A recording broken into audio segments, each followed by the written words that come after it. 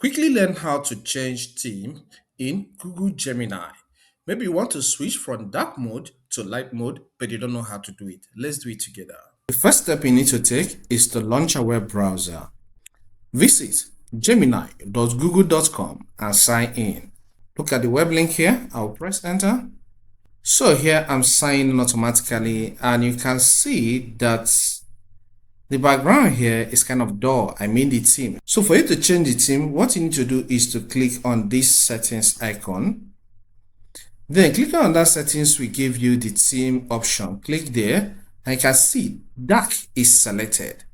Maybe you want lights, you click on light for light mode to be applied. If you want system, click on system for the system theme to be applied, which is still light. All right. If this helps, consider subscribing. Here we cover a lot on information technology. So subscribe to learn more.